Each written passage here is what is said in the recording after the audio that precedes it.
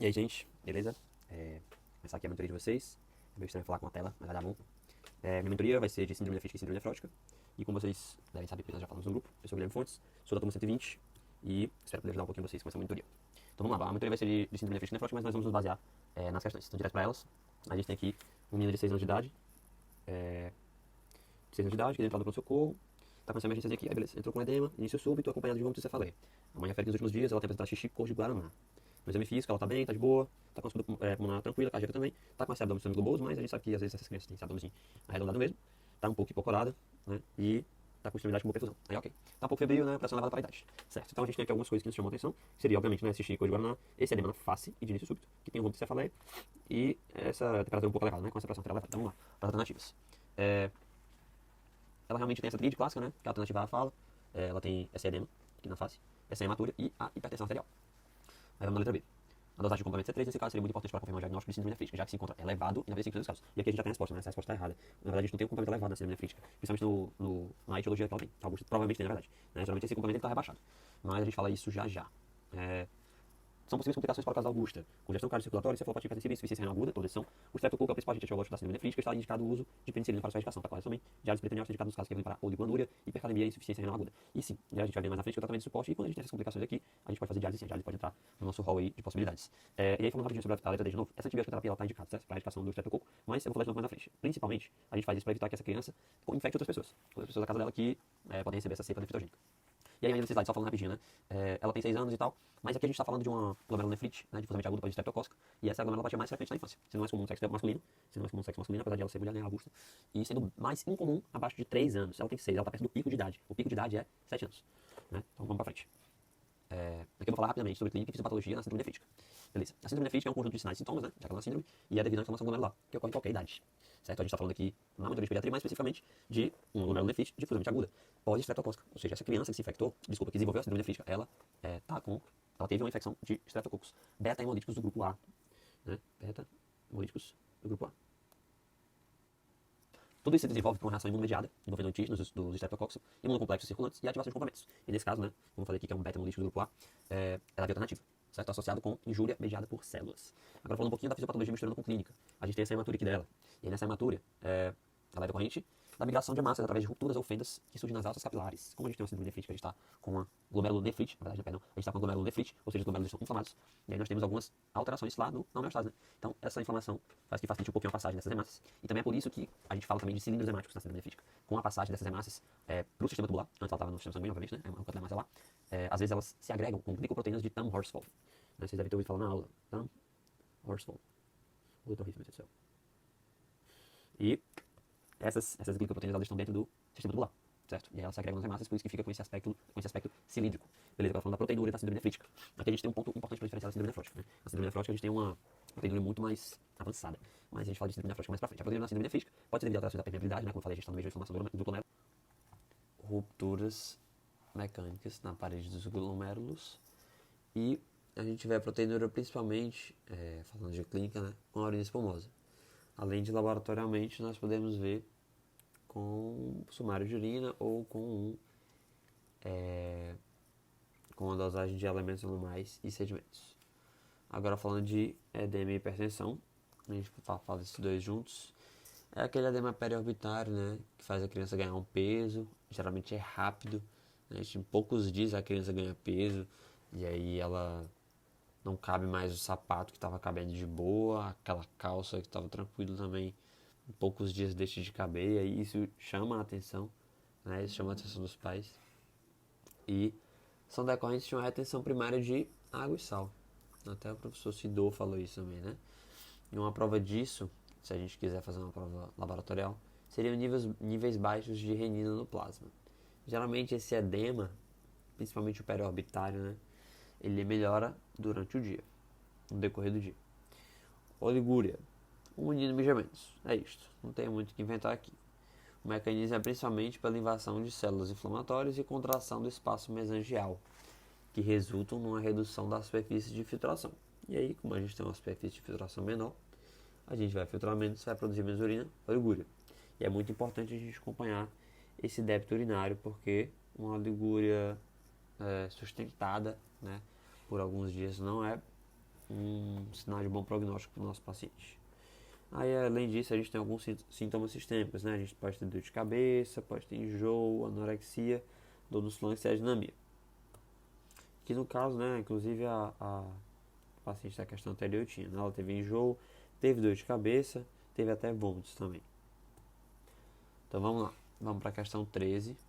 É um menino de 5 anos, foi tratado por faringoamigdalite há 2 semanas, foi encaminhado ao hospital regional para internamento com história de que estava bem, quando há aproximadamente 3 dias, edema periorbitário bilateral. E há 2 dias também surgiu oligúria, um episódio de febre, onde ele foi levado para a UPA. Ele estava com hipertensão arterial e ficou por ali mesmo, né, sendo tratado, esperando vaga para internação. Estava com mal-estar. O peso dele está 18 kg, PA está normal por enquanto, né? Apesar de que ele chegou com hipertensão, aqui a gente fica meio sem entender. Frequência cardíaca de 110, respiratória de 30, temperatura de 37, hemograma normal, ureia 54, creatina 0,9, sódio, potássio aqui no limiar, sódio também, né? Os dois passando um pouquinho. E aí alguns dados da urina, né? Que não são muito específicos, o que não ajuda bastante, que é a proteinúria, hematúria, leucócitos e hemácias. Mas pelo menos a gente sabe que ela está com proteinúria e com hematúria, né?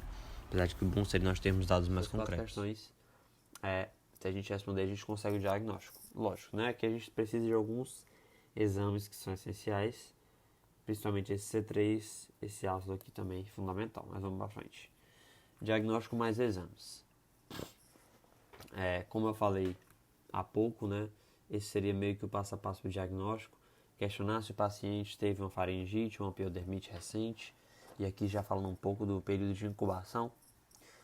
Na faringite a gente tem um período de incubação médio aí de até 10 dias, né? A piodermite até 2 semanas, mais ou menos por aí. Piodermite 1 ou 3 semanas após a infecção, nós desenvolvemos a síndrome nefrítica.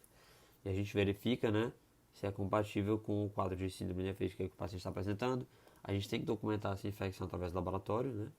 E aqui a gente vai pedir com o ASLO e a anti-DNase. E aqui um breve comentário, né? Dentro do ASLO e da anti-DNase. ASLO presente demais, principalmente em faringite, até 95%, alguns livros falam. E o anti-DNase seria o exame de escolha para uma piodermite. Por quê? Porque esse ASLO aqui ele dosa uma exoenzima, certo? A exoenzima anti-streptocócica. E aí quando a gente faz esse exame, na verdade, desculpa, no impetigo, o melhor exame é anti-DNase porque quando a gente tem uma infecção cutânea, existem oxidases que vão inativar a exoenzima que a gente dosa no ácido. Então isso vai diminuir o percentual de testes positivos no caso de uma piodermite, né? E aí o quarto passo seria demonstrar essa queda transitória típica de complemento com um retorno normal em no máximo 8 semanas. E por que isso é importante, né? Na verdade essa queda é obrigatória, porque a GNPE é autolimitada, é uma forma autolimitada da forma difusamente aguda, né? Glomerulonefrite difusamente aguda. Apesar de que às vezes a gente chama de GNDAPE. E a gente tem que confirmar essa queda, principalmente porque nós temos que confirmar que vai ser autolimitado, né? Que é um pós-estreptocócico simples, que não vai haver uma complicação. Então a gente precisa dosar o complemento, né? Principalmente C3 e às vezes CH50. E aí temos que documentar essa queda em no máximo 8 semanas. Se você não documentar, você tem que começar a se preocupar com complicações do quadro. E aí falando um pouquinho agora sobre os exames. Nos laboratórios a gente vai pedir principalmente esses elementos anormais de sedimentos. E aqui a gente vai ver, né, as hemácias, os cilindros dismórficos que eu falei há pouco. O complemento, como eu acabei de falar, é obrigatório dosar. E todos os exames adiantes, né, hemograma, hematócrito, ureia, creatinina e albumina, são exames que a gente vai ter muito mais para avaliar a gravidade do caso, avaliar o prognóstico do paciente. E aqui só biópsia, né? Quando é que a gente vai dosar essa biópsia? Quando é que a gente vai fazer essa biópsia? E aqui tem algumas indicações. A oligúria por mais de 1 semana hipocomplementemia, que não melhora em até 8 semanas, né? Esses dois aqui, como eu já havia falado antes, são sinais de complicação, né? Algumas pessoas falam que a gente faz a biópsia quando o quadro não está indo bem, quando o quadro tem uma evolução atípica, quando o paciente está complicando, porque como eu falei, essa glomerulonefrite pós-estreptocócica, ela é autolimitada. Então, essa proteinúria mais elevada, né, seria numa faixa nefrótica. Como eu falei, a proteinúria da síndrome nefrítica ela não é tão alta. A proteinúria da síndrome nefrótica, como a gente vê aqui, tem esse limiar aqui altíssimo, 3,5 gramas em 24 horas em adultos, ou essa dosagem aqui, mais de 50 por miligrama por quilo por 24 horas na criança. No nosso caso, a gente pode se apegar mais a esse dado aqui, né? E aí a gente tem evidências clínicas ou sorológicas de doença sistêmica, evidência clínica de glomerulonefrite rapidamente progressiva, como anúria, ou um aumento acelerado das escórias nitrogenadas, né? Seria já evoluindo para uma azotemia. E o complemento sérico normal. O complemento sérico normal porque o C3 deve estar consumido, né? Como eu falei, o C3 tem que estar consumido. E se ele não estiver, temos um mau sinal. O C4 geralmente está normal. Então vamos para frente. Complicações de tratamento. As complicações mais comuns, como está tinha naquela questão, né? Isso é uma encefalopatia hipertensiva, convulsões, relaxamento de consciência e coma são possibilidades, uma congestão circulatória e uma insuficiência renal aguda. E aí eu coloquei aqui, não coloquei aqui, mas falando sobre GNRP, porque o Sidor colocou no slide dele e até tem como indicação na biópsia, né? Se a gente fizer uma biópsia porque está com um pouquinho mais de proteinúria, porque ele evoluiu com uma oligoanúria prolongada aí mais de 72 horas, né? Tá com evolução normal. E a gente vier a precisar fazer uma biópsia. Se essa biópsia aparecer com crescentes epiteliais, aí a gente tem, né, fortes indícios de que o paciente vai evoluir para um GNRP e que o risco de IRC dele é muito mais alto. Mas aqui é só um comentáriozinho para não deixar passar em branco. Vai que o CIDO cobra isso de vocês. Mas o tratamento da doença, né? É muito mais de suporte, principalmente de suporte. A gente vai fazer um tratamento principalmente para hipertensão do paciente, né? Esse paciente está com hipertensão e para esse problema meio que circulatório, né? Essa congestão, esse edema. Então a gente vai fazer um tratamento para RAIS, né? Para hipertensão. A gente pode usar hidralazina, que o SAI é a primeira escolha. A gente pode usar também amlodipina, mas tem que ir dosando eletrólitos. E se a gente precisar, né, numa emergência hipertensiva, talvez o paciente já numa UTI, a gente pode usar nitroprusiato de sódio. Se a função renal for piorando, a gente pode entrar em diálise, mas nem sempre é o caso.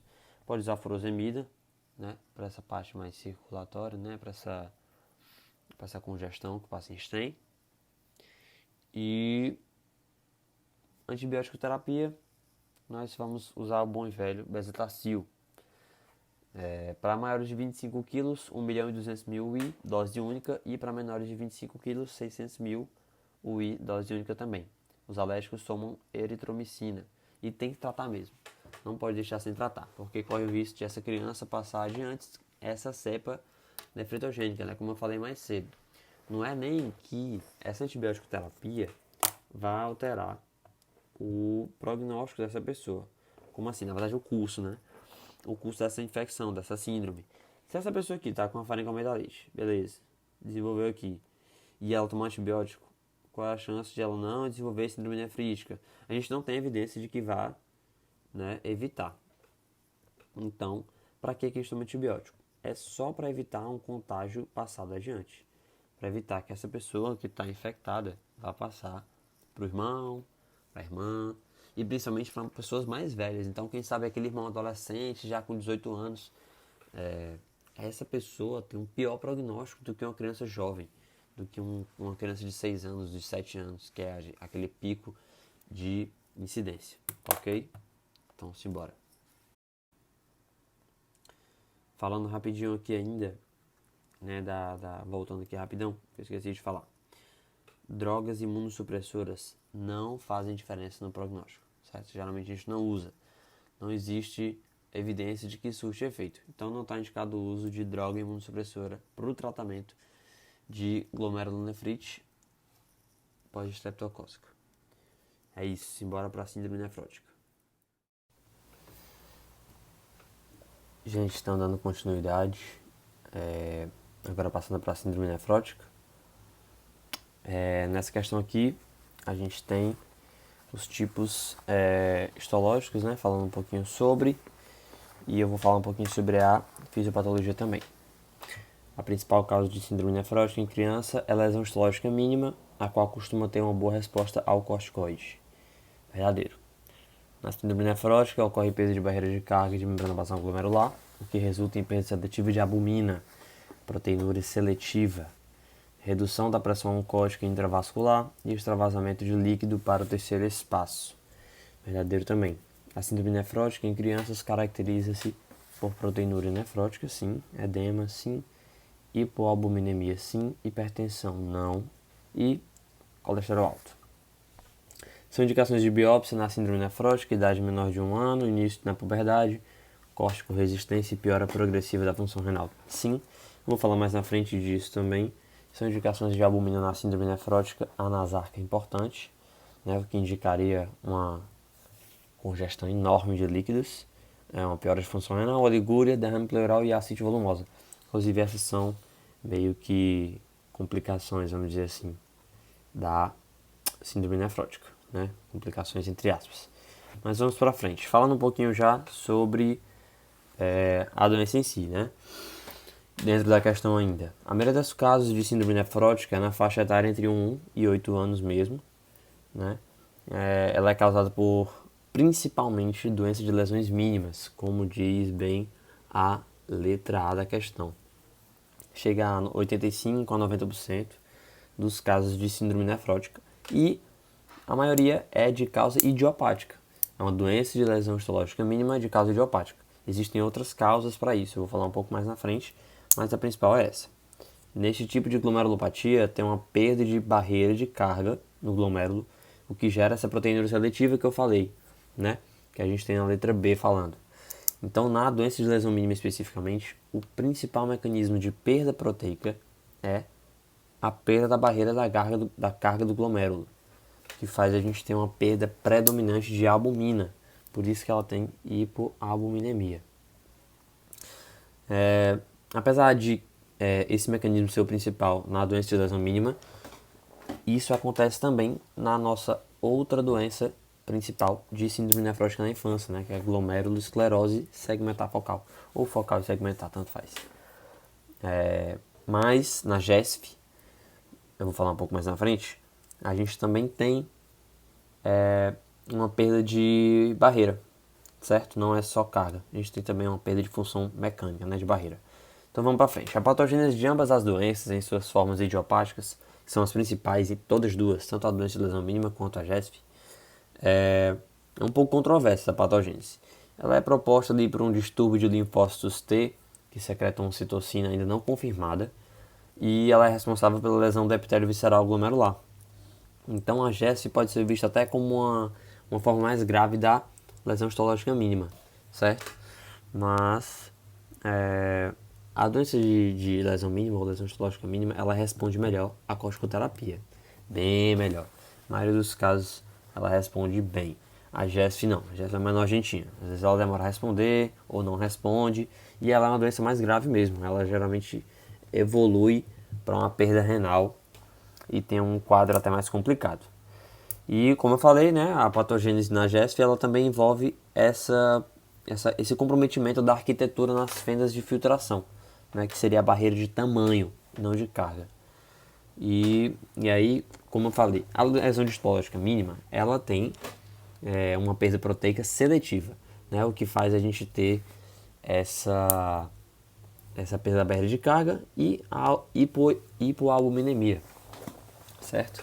E na GESF, como a gente tem a perda das duas barreiras, a gente tem tanto uma proteinúria seletiva, ou seja, nós perdemos mais albumina, como a gente tem uma proteinúria não seletiva. Além disso, agora a gente já passando aqui só para esquematizar um pouco melhor, na doença de lesão mínima, a gente mal tem alterações na microscopia óptica. Na microscopia eletrônica até que a gente consegue ver algumas coisas, né? Apesar de ser quase nada, ela mostra o achatamento dos processos podocitários. Eu vou já colocar a imagem aqui da GESF. Vocês vão ver aqui que os podócitos têm umas projeçõezinhas que na doença de lesão mínima não tem. E aí isso vai alterar essa barreira de carga, certo? E como eu havia falado, né? A resposta ao corticoide na doença de lesão mínima é excelente. Então, a gente não vai precisar fazer biópsia em todo mundo, ficar papocando biópsia porque a criança está com síndrome nefrótica e ao que tudo indica ela tem aí uma doença de lesão mínima. Geralmente a gente faz o corticoide, aí se ela responder bem, provavelmente esse é o diagnóstico. Mas vamos lá, biópsia. Vamos lá, quando é que eu vou precisar fazer, já que geralmente não vou precisar fazer? Naqueles casos mais estranhos, naqueles casos que não evoluem bem, que tem uma piora da função renal, né, como havia aqui nessa letra E, né? São indicações de biópsia, idade menor de 1 ano, início da puberdade, corticoresistência e piora progressiva da função renal. São algumas das indicações, eu vou colocar depois aí esquematizado mais na frente. Mas aqui só falando da letra E, que eu acho que eu nem tinha falado, as indicações de albumina na síndrome nefrótica, né? Essa reposição volêmica. Porque às vezes os pacientes têm uma hipovolemia importante por perda para o terceiro espaço, né? Por um ascite, por um derrame pleural volumoso, por uma nasarca importante, o líquido que era para estar no sangue está todo indo para outro lugar. Então, essa é a reposição realmente indicada, né? Uma reposição com coloide, beleza? Então, voltando aqui, agora falando um pouquinho da GESF. Pronto. Aqui só para esquematizar para vocês, né? A gente tem tanto uma perda de processo podocitário também.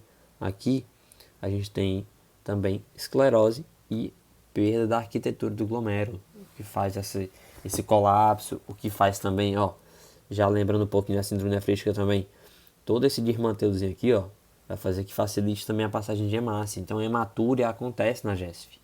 A hematúria pode acontecer. E aqui, mostrando para vocês, ó, um glomérulo saudável. É por isso que a gente chama de segmentar focal. Não é em todo canto que vai rolar. Pode haver uma glomerulosclerose global, mas ela é fisiológica, certo? Ela é em menor grau, ela não é patológica. Se a gente fizer uma microscopia eletrônica, a gente pode ver. Mas enfim, só mostrando aqui para vocês as projeçõezinhas, né? Esses espaços brancos aqui entre o podócito e a membrana. E vamos mais para frente.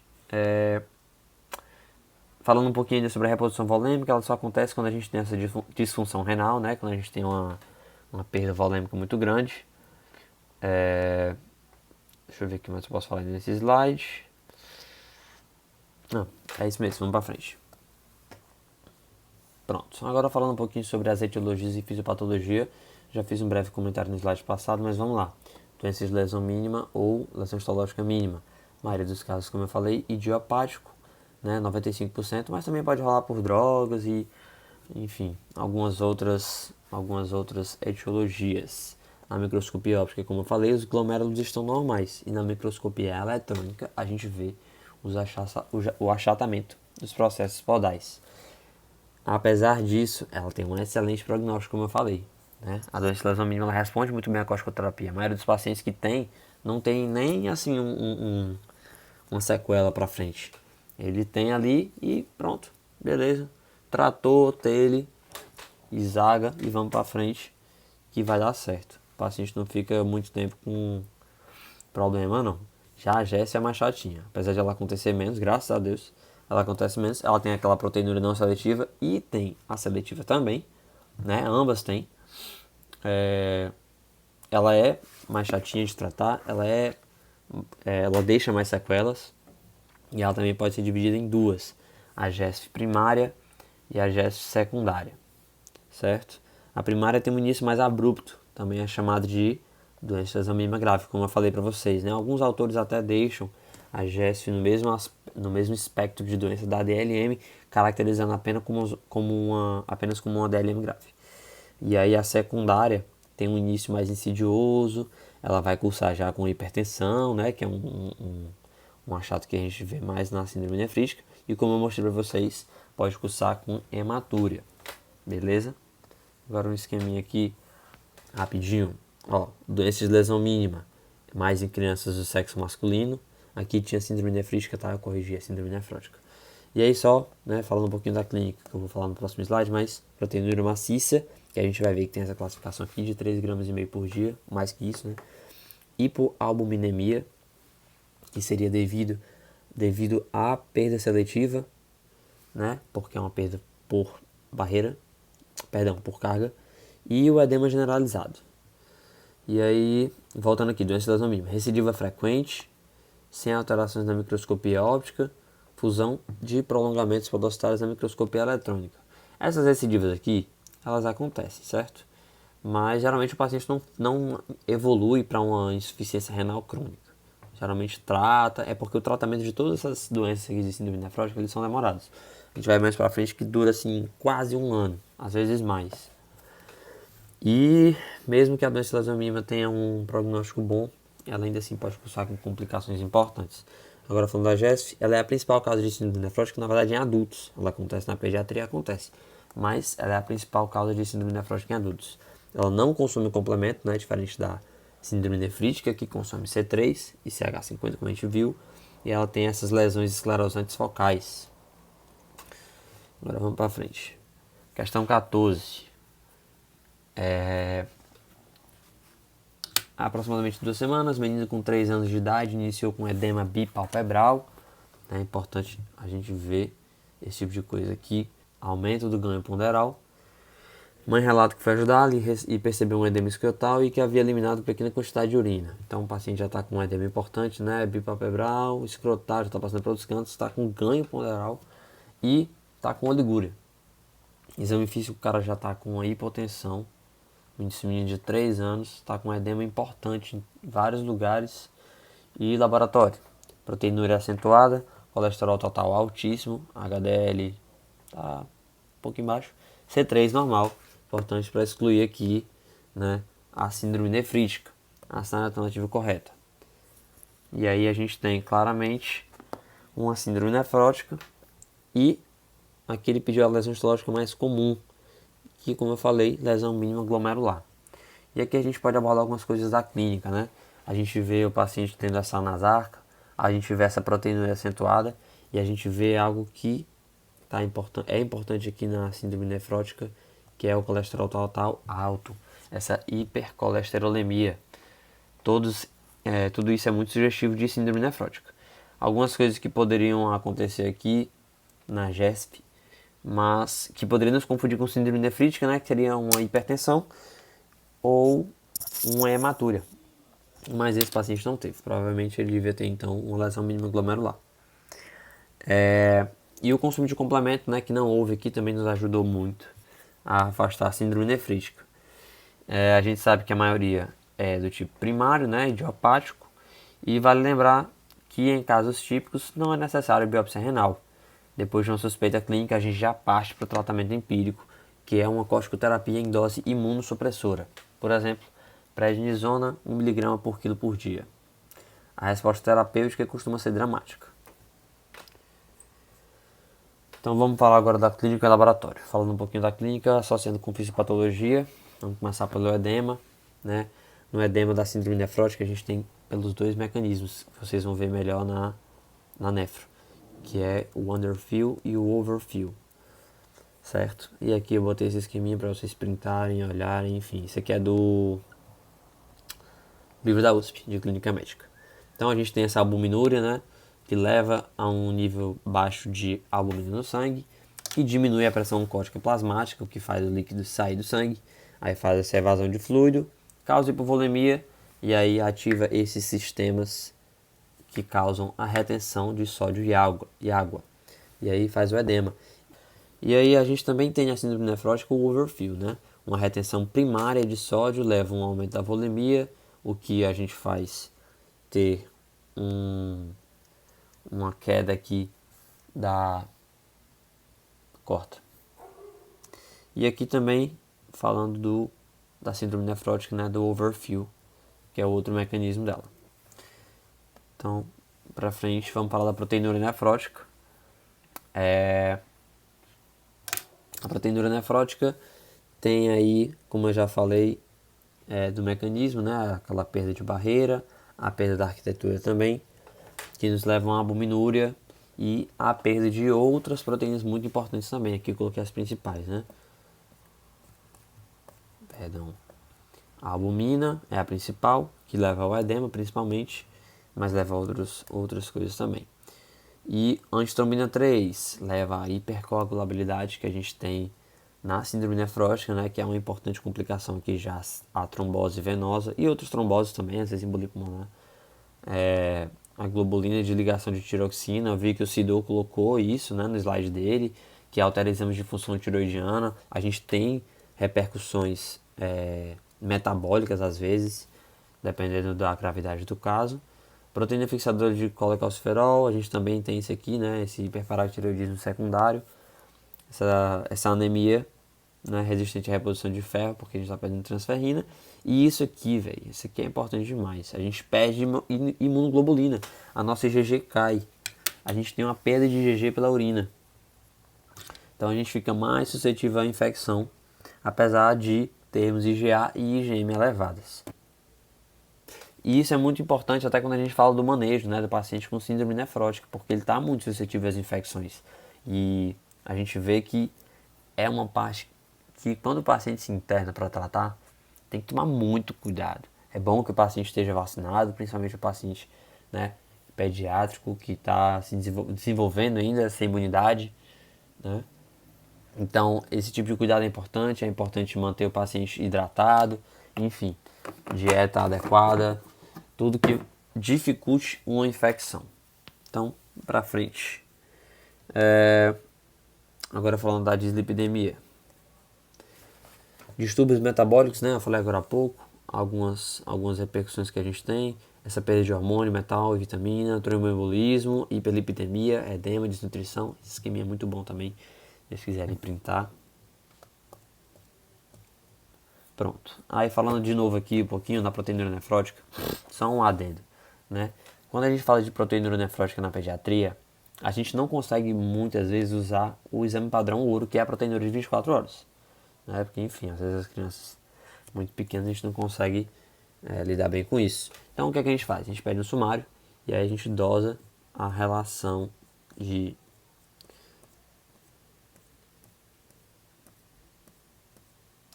Então, o que é que a gente faz? A gente pede o sumário e dosa a relação proteína-creatinina, que tem que dar maior que 3,5 miligrama por miligrama para entrar na dose, na faixa nefrótica de proteinúria. Beleza? Então, simbora para frente. Algumas das complicações. Eu já falei da disfunção imunológica e da disfunção de coagulação, quando eu falei das perdas de proteínas, né? Então, algumas complicações que são mais relacionadas a uma disfunção renal, né? A essa disfunção também vascular. Não vascular, mas falando agora de algumas complicações mais relacionadas a essa congestão, né? Muito presente na síndrome nefrótica. Ascite, derrame pleural, hepatomegalia, hipovolemia, taquipneia. Isso tudo aqui muito decorrente desse acúmulo de líquidos em terceiros espaços. O que também nos leva a uma maior susceptibilidade à infecção, né? Principalmente a peritonite bacteriana espontânea, que é uma síndrome muito importante na síndrome nefrótica.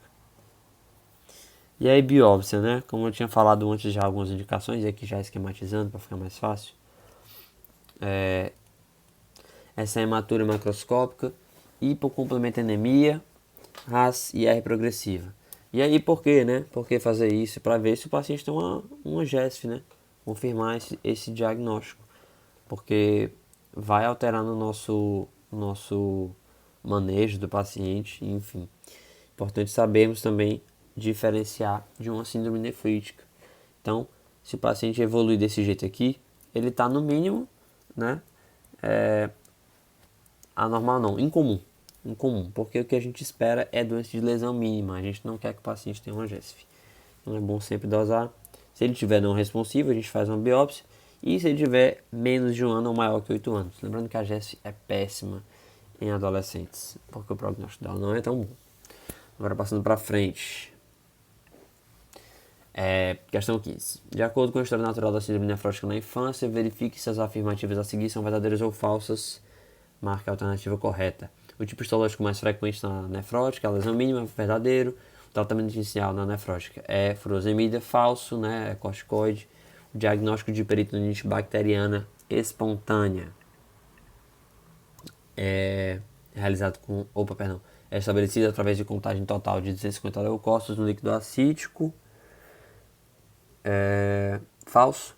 O agente etiológico mais comum da PBE de síndrome nefrótica é a Escherichia coli. Falso. E a droga de escolha para o tratamento de PBE é a ceftriaxona. Verdadeiro. Agora fazendo um breve comentário aqui da questão. A imensa maioria das síndromes nefróticas que a gente vê, né? Realmente é lesão mínima, né? Essa idiopática. Então, não é associado com uma doença extrarrenal identificável. Vou passar logo aqui para... Vamos comentar logo essa parte da peritonite bacteriana, né? O diagnóstico dessa peritonite bacteriana geralmente pode ser estabelecido com a contagem de polimorfonucleares, e não de leucócitos totais. Né? Essa parte está errada aí. Se for mais de 250 células por ml de líquido acítico, a gente tem o diagnóstico. Então, essa alternativa está falsa.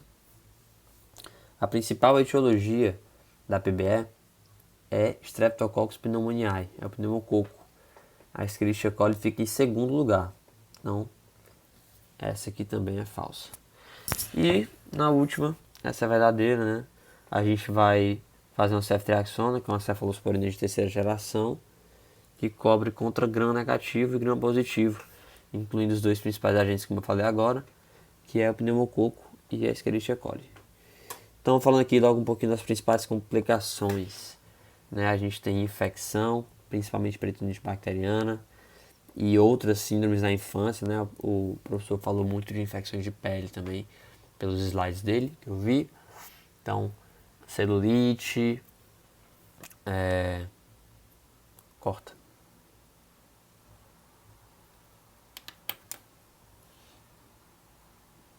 E também muitas infecções de pele, né, como a celulite. Tromboembolismo já pela perda daquelas proteínas que eu falei, né, que são os fatores de coagulação. Disfunção endócrina, a gente vai ter uma função tireoidiana alterada, a gente pode ter um hiperparatireoidismo secundário, com o metabolismo da vitamina D e do cálcio alterados também.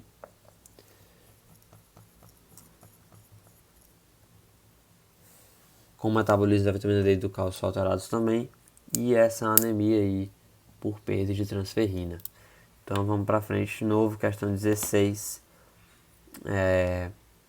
A síndrome nefrótica, eu não vou ler essa, tá? Vocês pausam o vídeo aí e vocês podem ler.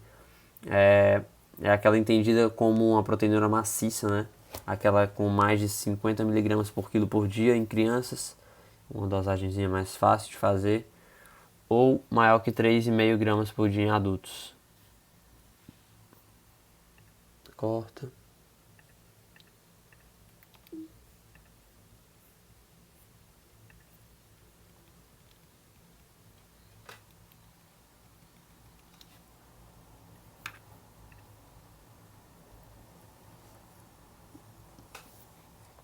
Voltando.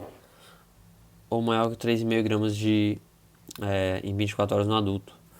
Né? Essa alternativa 2 aí, a gente tem essa hipoalbuminemia, né? Que vai levar a tromboses. Corta.